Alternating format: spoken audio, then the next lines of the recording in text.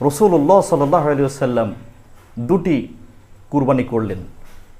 দুটি পশু কুরবানি করবার পরে আল্লাহ রসুল বললেন, হে আল্লাহ, একটি পশু তো আমি এবং আমার পরিবারের পক্ষ থেকে, আরেকটি পশু আমার উম্মতের ওই সব ব্যক্তিদের জন্য যারা অভাবের কারণে, অর্থের সংকুলান না হওয়ার কারণে কুরবানি দিতে পারেনি, তাদের পক্ষ থেকে আমি মুহাম্মদ রাসূলুল্লাহ সাল্লাল্লাহু আলাইহি ওয়াসাল্লাম এই দ্বিতীয় কুরবানিটি করলাম।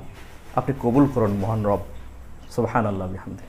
পৃথিবীর কোন মানুষ রয়েছেন এভাবে সমগ্র মানব জাতির জন্য চিন্তা করবেন, সমগ্র মানব জাতির অভাবের কথাকে বিবেচনায় এনে আল্লাহ সুবহানাহু ওয়া তাআলার কাছে এমনি করে কুরবানি করবেন বা করেছেন।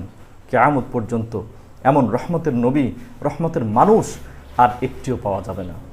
এই জন্যই আমরা সব সময় চেষ্টা করব রাসূলুল্লাহ সাল্লাল্লাহু আলাইহি ওয়াসাল্লামের প্রতি দরুদ এবং সালাতুস সালাম প্রেরণের জন্য।